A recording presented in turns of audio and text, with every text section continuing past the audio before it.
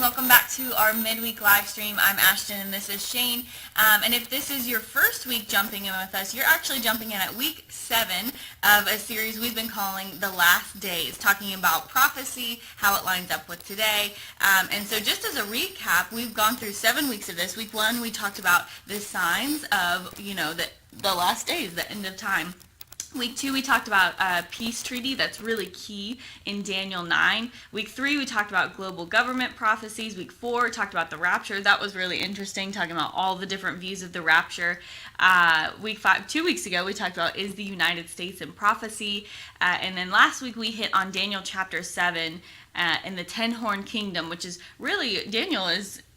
between Daniel and Revelation, those are really the two big places that we get end time prophecy. Right. So today we're going to continue Daniel 7 and look at Revelation 13 and how they compare and contrast. But if you haven't watched previous weeks, we would love for you to go back and watch those. We have a vault on our website, thebridgeonline.cc, or you can find this on YouTube or scroll back on Facebook, whatever. But we would love for you to kind of catch up with us as we continue. But do you want to give us a quick recap of Daniel 7 since we're kind of jumping back in this week? Right, yeah. This will be really the third week that we sort of touched on this crazy beast that is in Daniel's vision and his dream.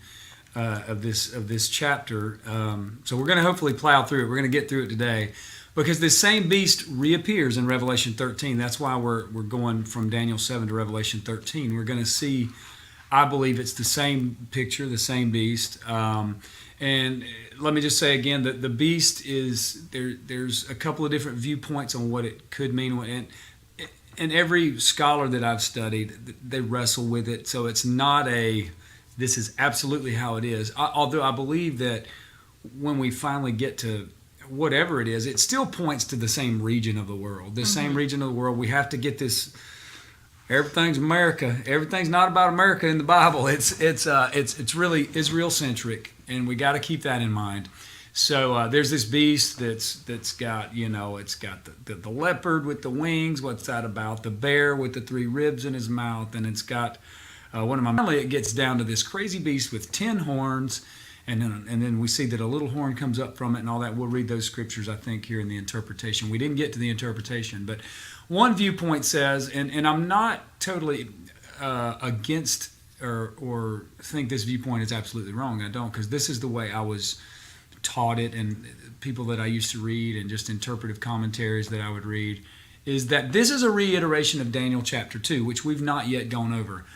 Daniel chapter 2 is when it talks about this all the kingdoms leading up to the final kingdom. And those symbols, a lot of people say those symbols would coincide with the symbols in this scripture in Daniel 7, that the lion would represent Babylon, and then you had the bear and with the ribs, and that represent the Medo-Persian Empire. And then you get to the leopard, and that represented Greece. And then you get to this final beast, and then the final beast is where you are going to get the 10-horn beast. It's either Rome with that reappears in the end days with some sort of 10-horn coalition, or it's actually more people are believing that it could possibly be the eastern side of Rome, which would be the Middle Eastern side, and which is certainly my belief. I believe that.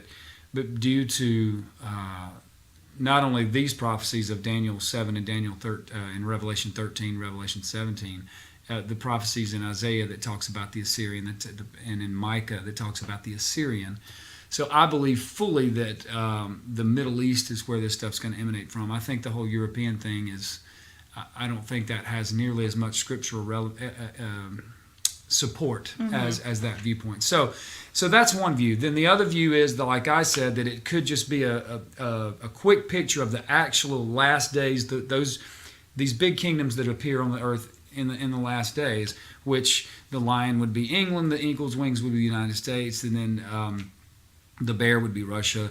The leopard, which is a little shaky, it's shakier ground. Some people have pointed at Germany being the leopard, and then again, you're still going to ultimately come back to this 10-horn coalition, which I believe still points to the Middle East. So in either case, which viewpoints you take, I believe that 10-horn beast it is going to come out of that same region, whether it's Eastern Roman Empire or you want to call it the Ottoman Turkish Empire, whatever. It's coming from that area, and I believe fully that that's what Scripture points to. Gotcha. So, and we'll get to that during this interpretation. Yeah, so let's go to the interpretation of Daniel's vision. We're picking up in Daniel chapter 7, verse 15. If you want to read along with us, you're using New King James, right? I think I'm still in the New King James. Okay. Yes, I am. I am in the New King James. All right. And I do like the NLT and NIV. They're all fine.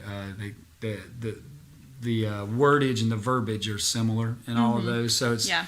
But I think New King James is consistent with what I've been using on this, so I'm going to stick with it. So here we go. We got to up that far. That's the recap. And so finally, we get to the interpretation, and they tell us what it is. And here it is. It says, I, Daniel, was grieved in my spirit within my body, and the visions of my head troubled me. So I came near to one of those who stood by and asked him the truth of all this.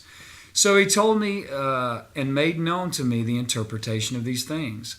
Those great beasts which are four kings which will arise out of the earth. So that's how we know that. But the saints of the Most High shall receive the kingdom and possess the kingdom forever, even forever and ever. Then I wished to know the truth about the fourth beast, which was different from all the others, exceedingly dreadful, with its teeth of iron and its nails of bronze, which devoured, broke in pieces, and trampled the residue with its feet. Keep that phrase in mind, because I think it's important when we're trying to figure out who this fourth beast is. And the 10 horns that were on its head, and the other horn which came up before it, the three fell, namely, that horn which had eyes and a mouth which spoke pompous words, whose appearance was greater than his fellows.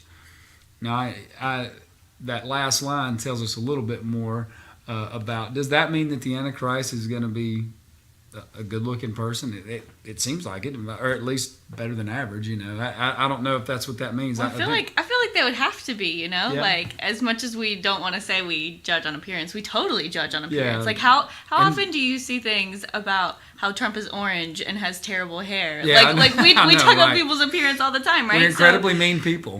We are, but Yes. if this guy's going to be manipulative and deceptive, I feel like he should be good looking. Yeah. So it appears that he might be.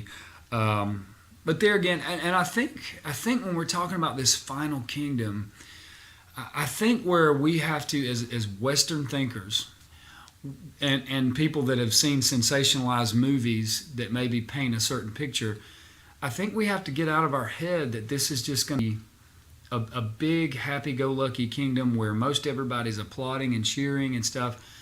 A large part of this kingdom is actually going to be regional to the Middle East, and then we're going to see here later that it will influence the rest of the world. But I don't want to jump ahead, but we have to get our westernized thinking out. We just have to throw that out the door. So let's look at a couple of key things in this passage I just read.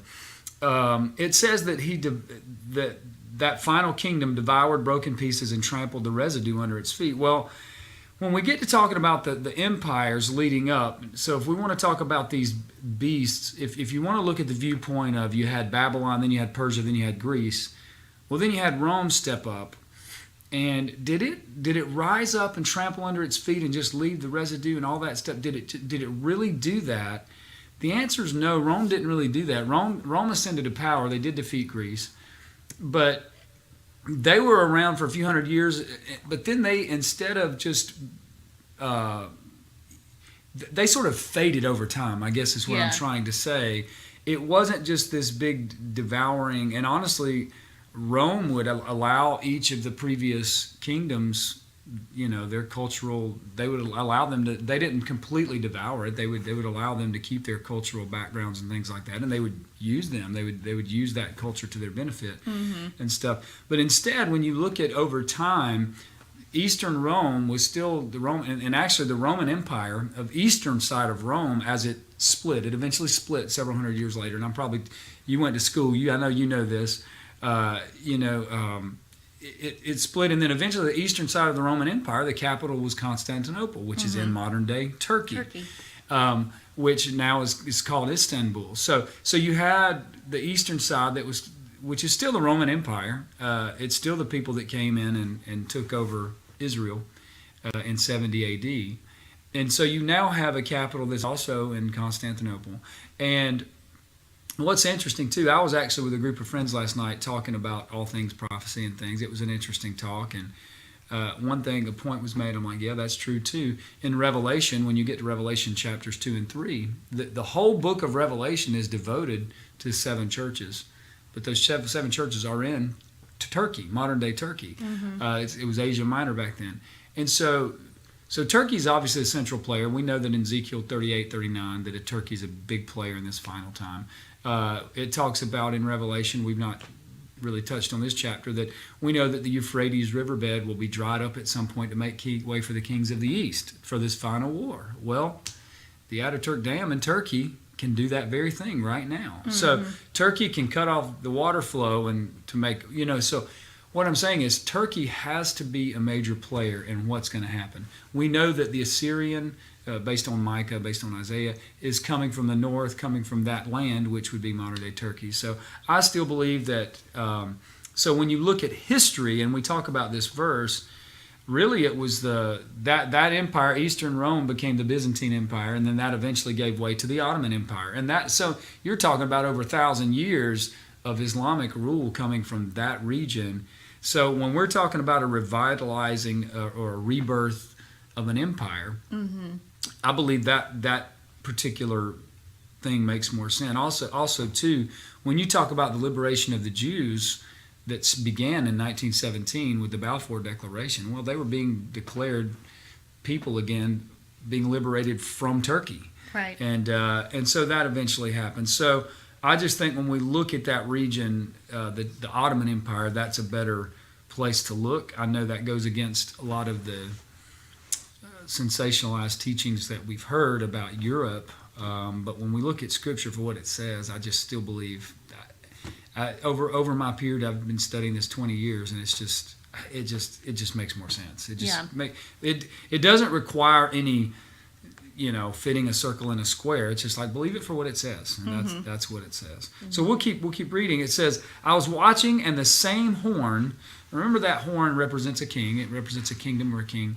That same horn was making war against the saints and prevailing over him, until the Ancient of Days came, and a judgment was made in favor of the saints of the Most High, and the time came for the saints to possess the kingdom. So this is really interesting, because it says the same horn was making war against the saints, which would be the Christians, right? Yeah. So how can the Antichrist make war and overcome the saints if the saints aren't here? Yeah. If we talk about pre-trib rapture. And that's my thing. I believe, again, the more I've rationalized and tried to make sense of everything. Now, a lot of people will just say that means the Jewish people and stuff, but I don't think. Every time you see saints, those are people that are in covenant and following Christ, following God. And in the last days, as an ethnic group, Jewish people have not yet converted. Of course, there's Jewish people that are Messianic Jews. They're Jewish people by ethnicity, but they've still committed to Christ. But for the most part, as a general whole, they have not. So when you talk about saints, those are talking about people who have put their faith in that. So I believe, yes, he was making war against them. That's why I do believe as believers, we are going to be part of that. Not completely. I don't believe I believe that before God does ultimately pour out his wrath, and he does say that we're not appointed unto his wrath, and we're not. But that's man's wrath. I believe we will see some of that, and we will be here for some of that. So continuing on, it says, thus he says, the fourth beast shall be a fourth kingdom on earth, which shall be different from other kingdoms, and shall devour the whole earth, trample it down, and break it in pieces. Now, let me say this about this verse. This always made me fully believe that this kingdom, this kingdom must be widespread and full. And I'm thinking, even whether it's a European Antichrist or whether it's a Middle Eastern Antichrist, it doesn't matter. I'm like, how is that going to exude influence and power? It doesn't really say that it's going to govern the whole world. It just says it's going to devour the whole world. And we'll read another verse later in Revelation that talks about the same thing. He's going to have power. Well, if you think about it now, there's certain groups that have power over the whole world, but they don't really govern. The UN has power over the world, but it doesn't really govern the world. radical Islamic terror. That has power over us. It scares us. It's made us fearful. After 9/11, people were fearful of getting on an airplane or fearful of going into a big place. But it doesn't mean that they rule the world. It has influence. So I think we have to look at those words for what the intent of the words were, and that means that power, even so much so now, though, that even though there was the fear, we went so fearful one way, then you almost got bigoted and prejudiced towards people of other faiths. So then people started bringing it back, well, no, let's go this way. Now everything's back to being so tolerant that we're tolerant of everything. And so it has had a major influence no matter what. It has influenced us. So what do you think this could look like? I mean, if it's not, I think our minds automatically want to take this literally and devour the whole, or if they're going to take over everything. But Right. what do you think? And like you said, we have to, keep ourselves from sensationalizing this. Right. It's going to be kind of normal, just kind of happen. So what do you think that could really look like? I think, I think it's going to be more of a, the chaos and things is going to be regional as far as this 10-horn kingdom that we're trying to talk about and get through. But the influence and the ramifications, think about it, everything in the Middle East. You have so many gateways going to the rest of the world. You have the Suez Canal, you have Russia that's up there. So if somebody starts coming against Russia in this, then they get in. And then if Russia gets involved, then that means Europe has to get involved with NATO. And then as of now, the United States has to somehow get involved. And we constantly have things going back and forth, whether it's China, whether it's Russia. So, who's to say just the perfect storm doesn't hit and all of that, Right. all of that hits at the same time. So a Middle Eastern war would affect everybody. A Middle Eastern war, because that's where your oil supplies are. You have your trading routes there. And when you start talking about that region of the world, then once it's a regional thing, then this nation has to get involved because they're neighbors. And then this neighbor, so that ultimately, I mean, goodness gracious, I watch the stock market every single day, and one bad thing happens in the Middle East, and all of a sudden, the markets are red for the day. It's like, what's going on? It's like, oh, well, somebody shot a bomb at somebody else over there, and we're just talking about one country. Yeah. Can you imagine if it's a massive coalition, what that's going to do to the world economy, what it's going to do to the fear factor around the world? It's going to extend to the ends of the earth. Yeah. So very easy to see how that could happen. So here we go. The 10 horns are 10 kings who shall rise from the earth. And another shall rise after them. He shall be different from the first ones, and he shall subdue 3 kings. Now, what's that all about? Yeah. We were actually talking about this yesterday, this very passage about you have this 10 king, this 10 nation coalition somehow. I believe personally that it's going to be could it have anything to do with the Trump stuff that's going on with the Bahrain and UAE, the United Arab Emirates, and then possibly Saudi Arabia and all them? It very well could, but then again, it might not. It might be different, But I do believe it's going to be a 10-horn coalition. Actually, it could be more people that's opposing that, because you have certain people in the Middle East willing to work with Israel for economy's sake, but then you have people on the other side that says, no, you're traitors to the Muslim faith, or and so they may form their own coalition and come against them. So there's so many ways this could happen. Joel Richardson is a writer that I've referenced a lot during these talks, and he teaches that Egypt, Libya, and Sudan, or which modern ancient Sudan, also Ethiopia, they call it, or Cush and Put, and all those. Those 3 could be the Antichrist, the ones Antichrist subdues, based on another passage in Daniel. I'll read real quick. If anybody's taking notes, it's Daniel 11:42-43. This is another scripture talking about the last days leader, the Antichrist. It says, "He shall stretch his hand out against countries, and the land of Egypt shall not escape. He shall have power over the treasures of gold and silver and over all the precious things of Egypt. Also the Libyans and the Ethiopians shall follow at his heels." So that's a possibility. When we were talking last night, I hadn't really thought about it this way. I'm like, that's a pretty good point. If Turkey is the major player in this, and we know Turkey is major just for so many different reasons. I've already mentioned a bunch of the reasons why they have to be a player. They're mentioned by name in Scripture over and over. So if they're a major player, we know that they're a major military power. And they're also, traditionally, Turkey has been, since the early 1900s, has been that gateway between the Western world and the Eastern world of, being friendly to Christian nations, but yet being Muslim in their ways and their teachings and things. Could it be that they've had so many things going on right next door in Iraq and in Syria? Could those be the two of the three that fall that he's talking about here? It says he shall subdue 3 kings, and then after that, then the other 7 just kind of fall in line. It's like, well, we don't want to go to war. So that's possible. That it's possible they could be 2 or 3. There's no reason to speculate. We just know that there's 10. There's a 10-horn coalition, and I believe clearly is from the Middle East. And so does the coalition start with the subduing of the 3 kings? Is that what you're saying? It sounds like that. Okay. I think it starts with one country that's prominent and probably becomes stronger. Mm-hmm. Let's say it is Turkey.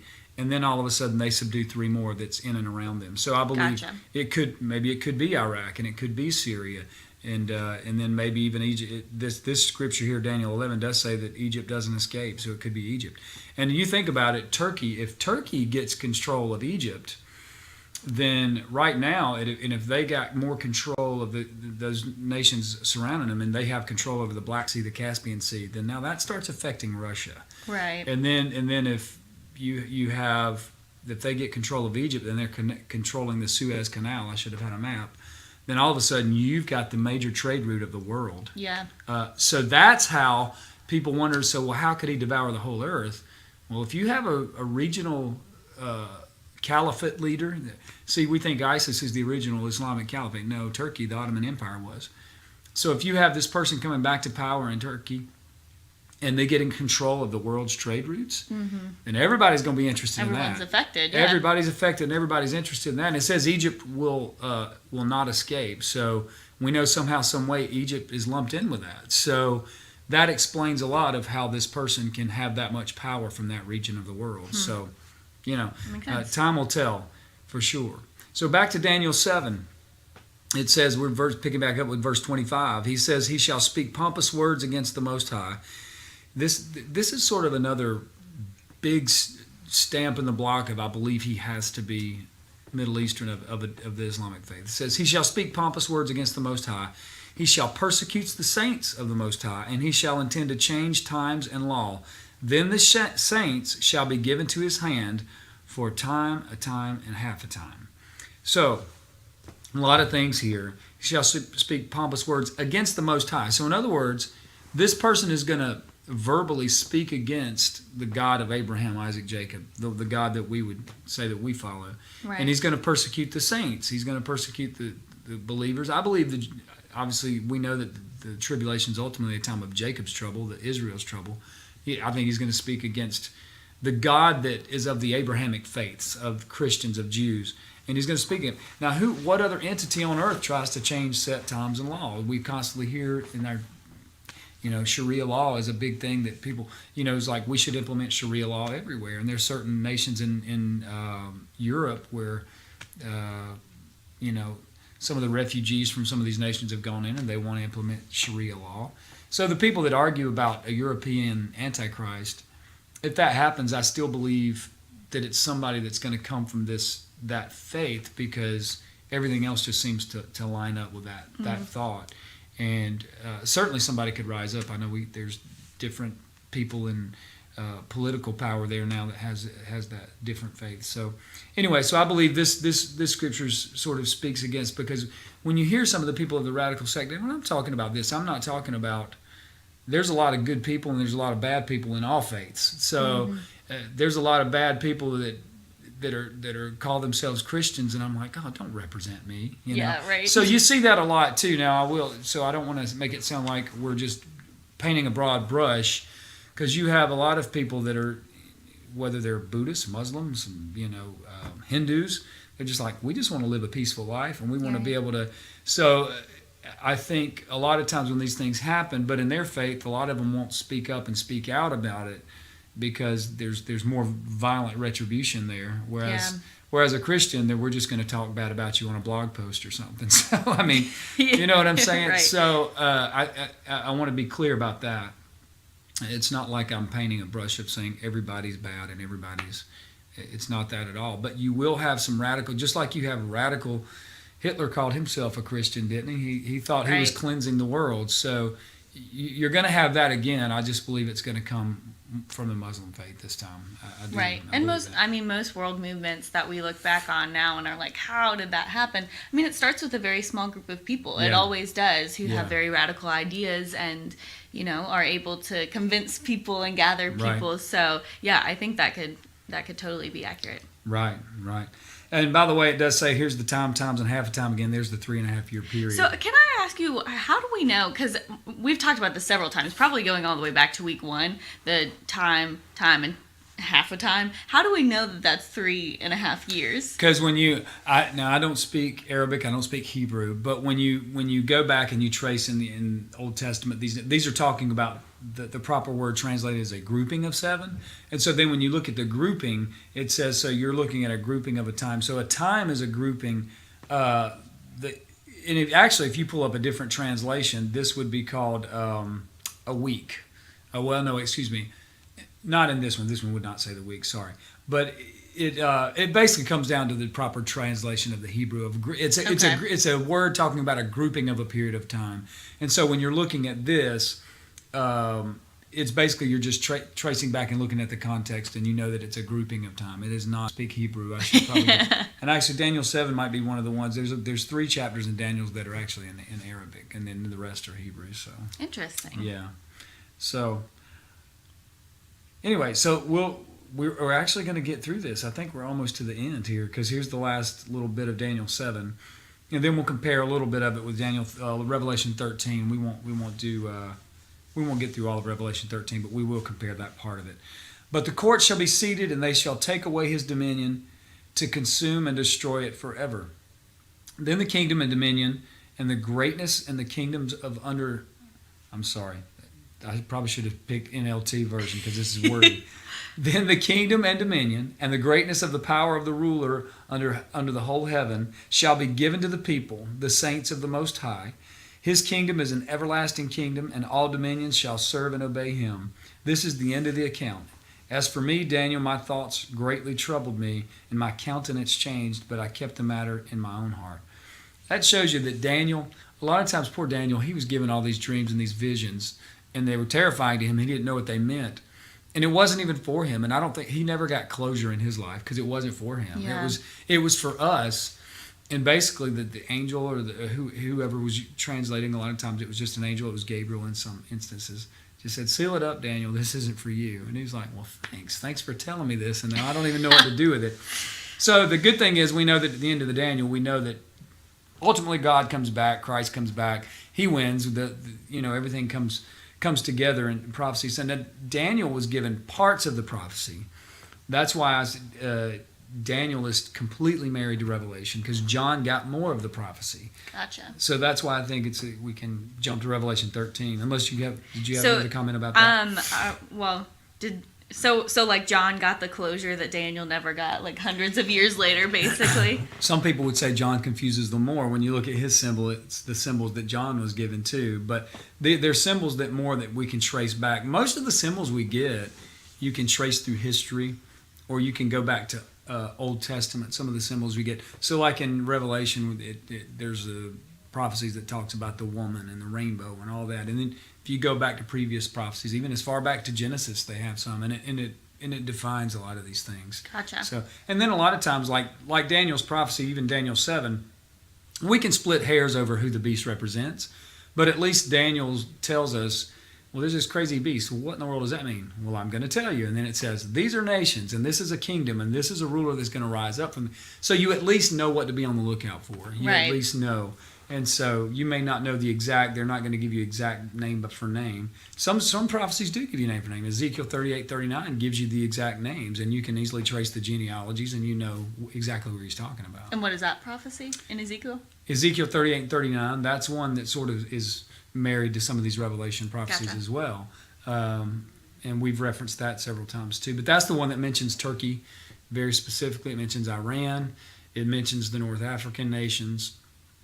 Some people, there's a loose tie into Russia. They think there's a place called Magog, and people, when you look on a map and you trace the origins and the migrations of the peoples, that Magog the problem is Magog, here's Russia, here's Turkey. Magog sort of lands right there in the northern part of Turkey, lower part of Russia. So people's like, well, it's got to be Russia, no, it's got to be Turkey. We know Turkey's involved 100% because there's other nations, other parts of that prophecy that says Turkey specifically. But Magog, that's why some people will pull in Russia to that.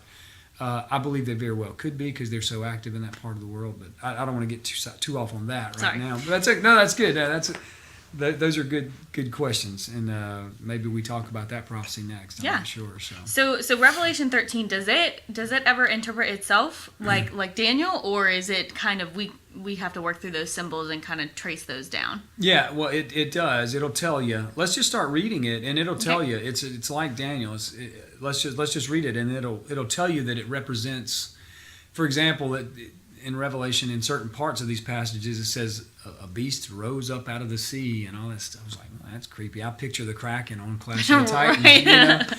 And then it says no, but the sea represents peoples, multitudes, and nations. It's like, okay. Sea of people. Oh yeah, so it's like if you read long enough, that's why when people cherry pick a verse, I'm like, sometimes people text me. Even this past week, somebody texted me and says, "What do you think about this scripture in Jeremiah?" Blah blah. I'm like, honestly, I don't know the context. I'm not going to comment on that till I go back and read prior to that and read after that, read a commentary on it, get more information on it. So anyway, so Revelation 13, 1 to 2, and we definitely will not go through this whole chapter because we don't have no time for that. But Revelation 13 says, "Then I stood on the sand of the sea, and I saw a beast rising up out of the sea, having 7 heads and 10 horns.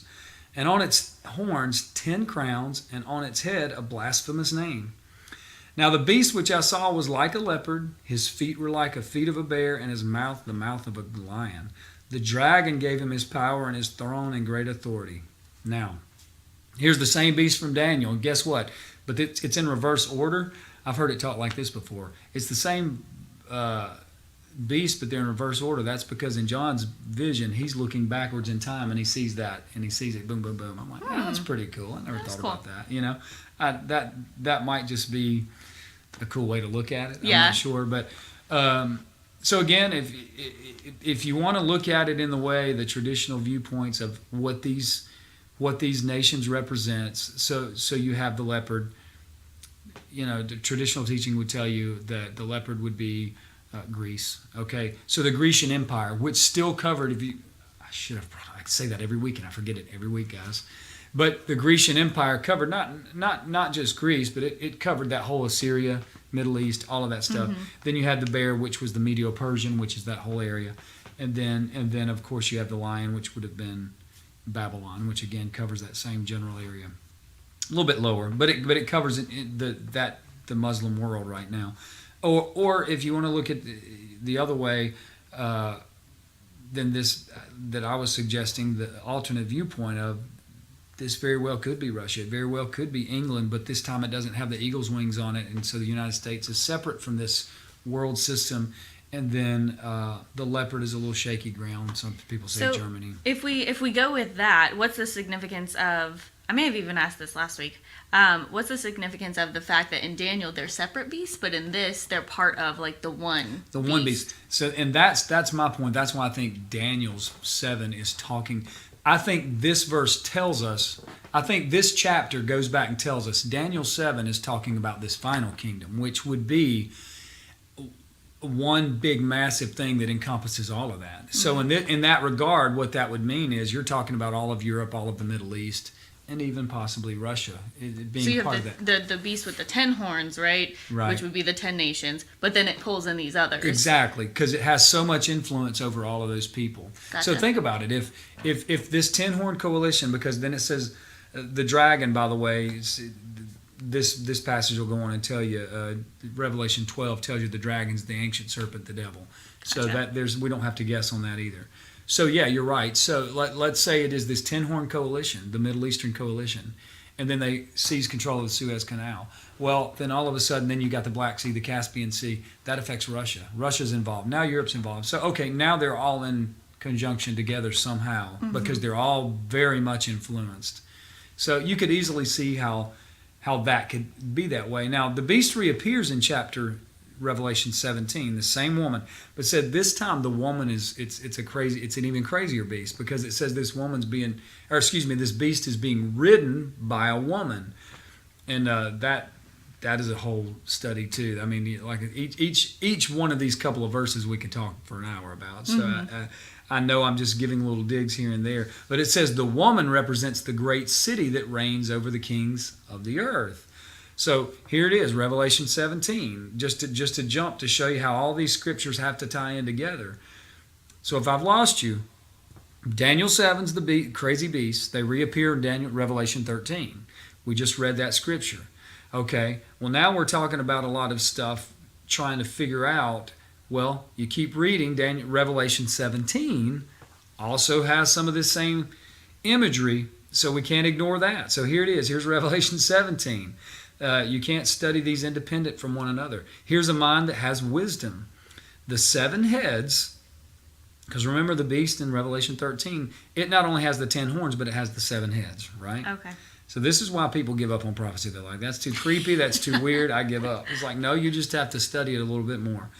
The 7 heads are 7 mountains on which the woman sits. There are also 7 kings. 5 have fallen, 1 is, and the other one has not yet come. And when he comes, he must remain or continue for a short time. Okay, let's just pause for a second. The 7 kingdoms the mountains represents kingdoms, okay? And then the seven kings are the kings of those mountains, or the kings of those kingdoms. Every time in Scripture you see the mountains in this context, it's talking about a kingdom. The beast that was and is not is himself also the 8th, and is of the 7. So you have an 8th king that's going to come somewhere out of these 7 previous kings, right? And he's going to go to perdition. Okay, let's just pause there again. So now in the time this was written, the Revelation was written, most scholars say anywhere between 90 and 100 AD. So it was after Rome had already overcome Jerusalem, and Jesus had long since been crucified. But John was still alive. He was an old man at the time. He was banished to the Isle of Patmos, and he got these visions, and Jesus reappears to him in these visions, and he gets this. So the time that John was imprisoned and he got this vision, it says 5 have fallen and 1 is. Okay, at the time of the Roman Empire, obviously the one that is at the time he wrote it was Rome. So then you look, the 5 fallen ones, you have Egypt, Assyria, Babylon, Medo-Persia, and then Greece. So there's your 5 fallen, the 1 is Rome. Then you have a 7, he's not yet come. So there's 1 coming after Rome. I believe that's the Turkish, the Ottoman Empire, the Islamic Empire. Whether you want to say it started with Rome, over the hundreds of years as they merged over, sort of, or just in around 1200 or so when the Ottoman Empire came to be. So I believe it's talking about the Islamic Empire. And then it says the 8 is of the 7. So we know that out of all those kingdoms I just mentioned, which by the way, whether you look at Egypt or Syrian, Babylon, Persia, Greece, Rome, they all encompass the same area. The same. I mean, one's further this way, one's further that way, but you're talking about that Middle Eastern portion and extending over to Europe and down North Africa. So it's saying there's a leader coming out of that region. That's why every time an American president comes up, is it Bush? Is it Reagan? Is it Obama? Is it Clinton? No, it's none of those. It's none of those people. You could easily see how people thought Hitler was, because Hitler came right out of that where the leopard would have been, or possibly. He very well could have been. Oh my goodness! A guy had a picture of them yesterday, a picture of Hitler and a picture of the current president of Turkey. I swear they look almost identical.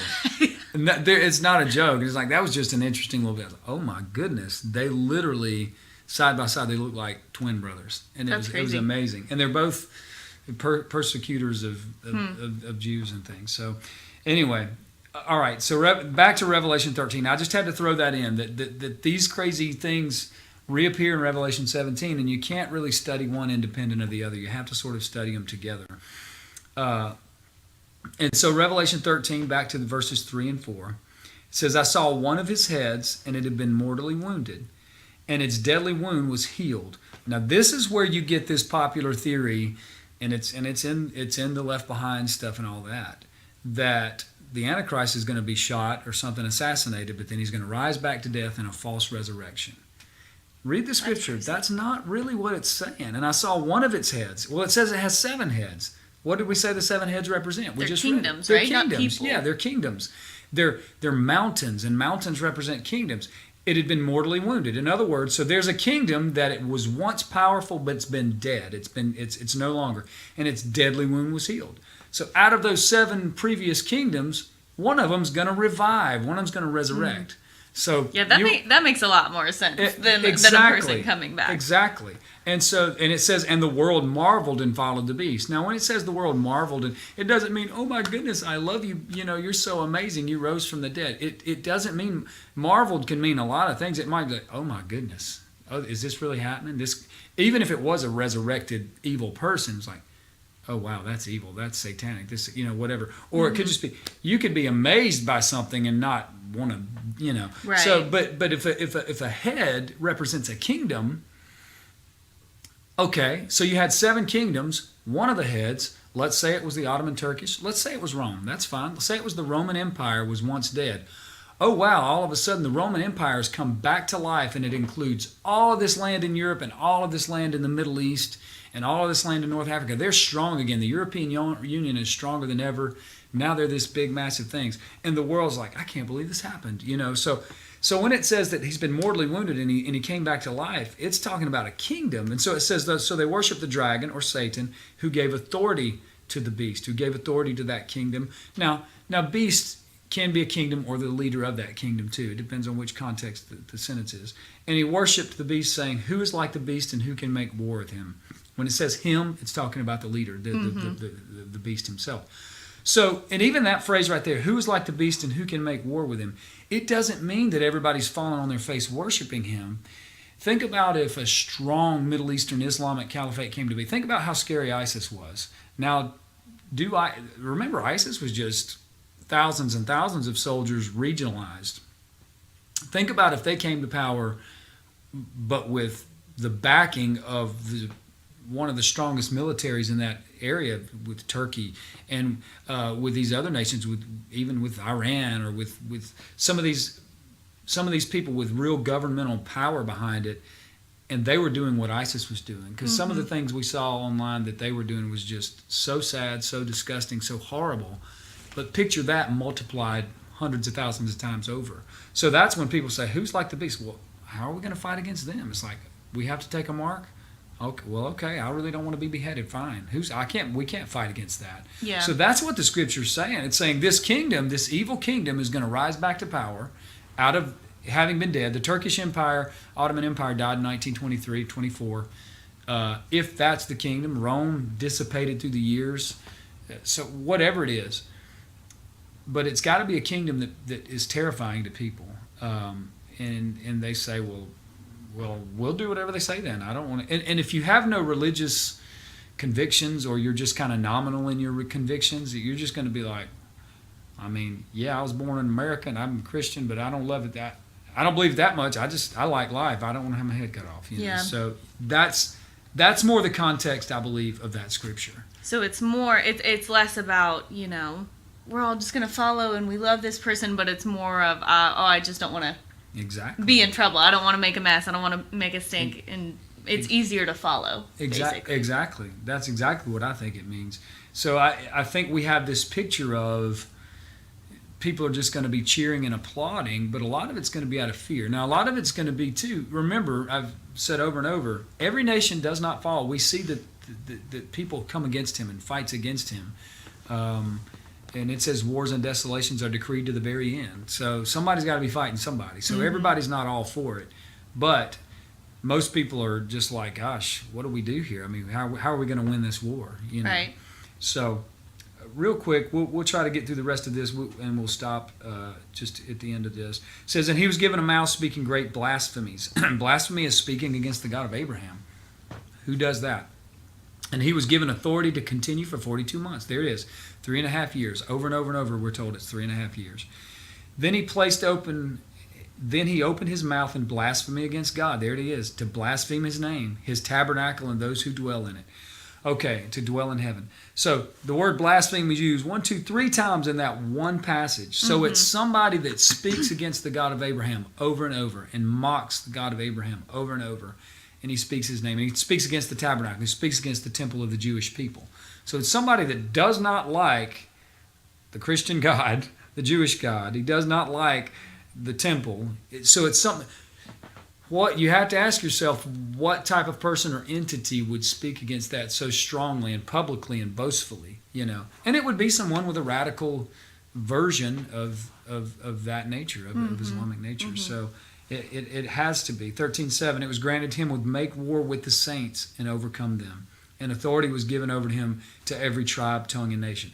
That goes back to what we talked about in Daniel. He said, right. How can he overcome the saints and make war with saints if saints aren't here?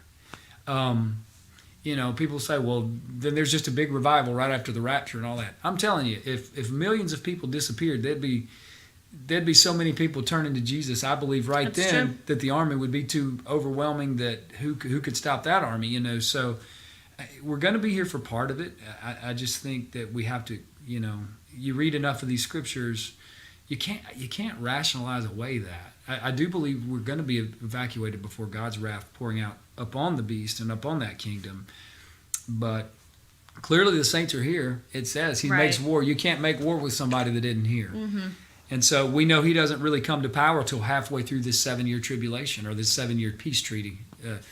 So that's 3.5 years in. So, So I just think we have to be careful in being so dogmatic and no, we're going to be gone. We're going to be gone. It's like, are you sure? I mean, It's like, what if we're not? I would love for that to happen. I'd love for that doctrine to be right, but there's just so many reasons why it might not be. So we have to be willing to accept that we may have missed something there. Yeah. Well, and be prepared for any of those options, be prepared as Christians and live, our life as if any of them could be true. Absolutely. The rest of Revelation 13 goes on. It talks about the false prophet and things like that. I don't think that's something we're going to hit on right now. We may pick that up next week. I'm not sure which direction we'll go this week. But we do appreciate feedback. I want to say that as we get ready to close out. We appreciate feedback that we're getting through emails, through text messages. We're debating how far up the road to go with this. I know people are really interested right now because of so much going on. I know we've in years past we've done taking headlines and just really said, well, where is that headline in Scripture somewhere, and kind of backing into it that way. So we may tackle it that way. But we do want to hear from you, and I think that's just a good way for us to keep going. Yeah, for sure. So I guess the rest of Revelation 13 gets into the false prophet, who's this other figure that we see right alongside the Antichrist. So maybe we'll hit on that next week or Possibly. Finish that up. We'll see. But I guess, for now, that's a good stopping point. We always want to make sure we don't go too long on these things for you guys because it's just so much. It's so much, and so that's why we're in now week 7 of these things. But like Shane said, we are always open to questions and suggestions or comments, or we would love to hear from you. So you can either email either one of us or drop some things in the comments. But for now, that's going to wrap it up for this week. So thank you so much, and we will see you next week for midweek at 6:30 on Wednesday.